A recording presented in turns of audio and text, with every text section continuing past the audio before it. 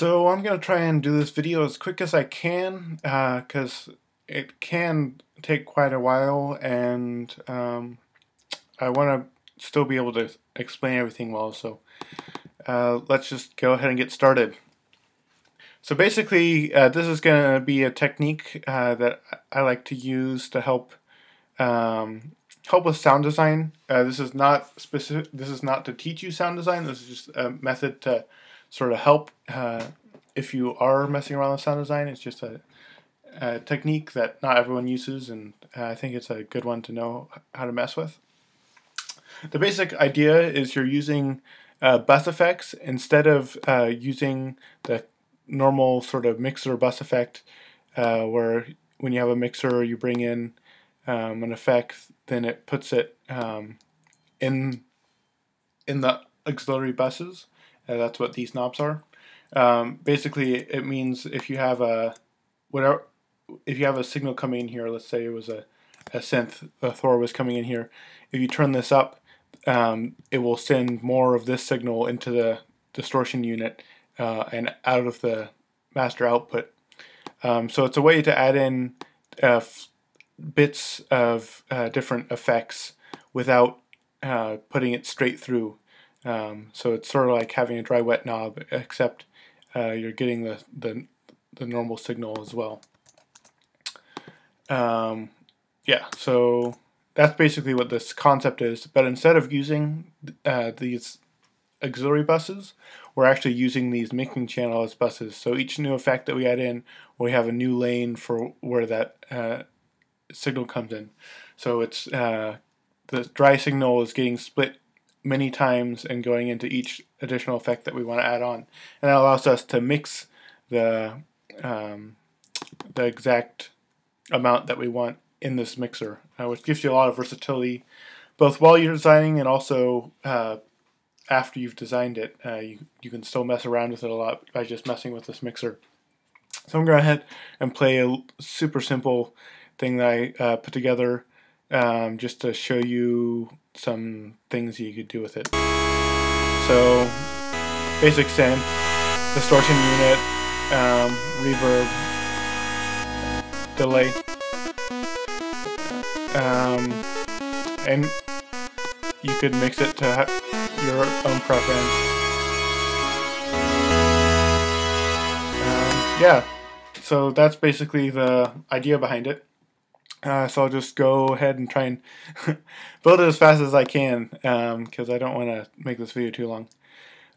So first I'm going to start with a mix channel, and I just said that because I was looking at it.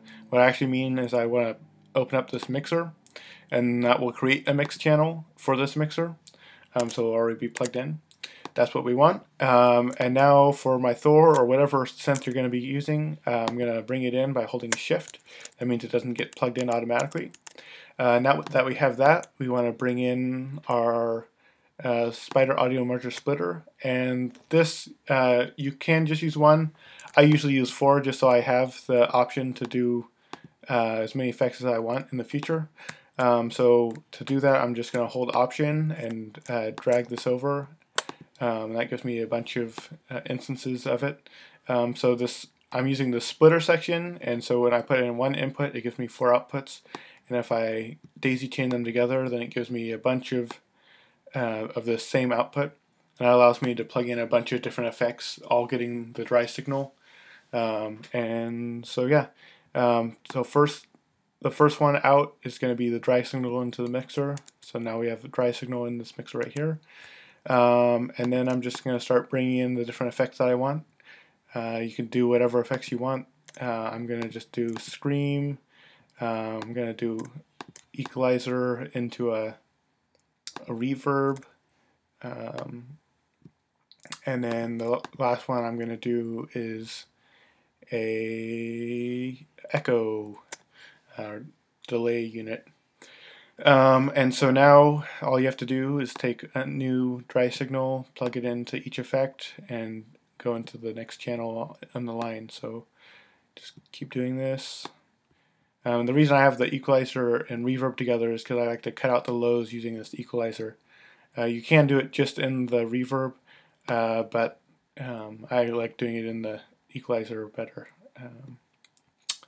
And so now we have each of our effects going into each channel that we want in this mixer.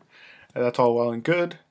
And just as an extra little precaution, this is not entirely necessary. I just like to do this to avoid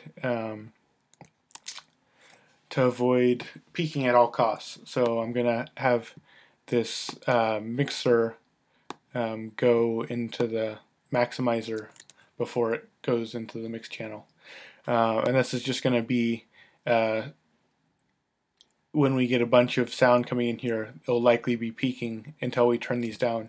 And instead of us just getting distorted peaking sound, I throw this maximizer in here to just stop it from peaking.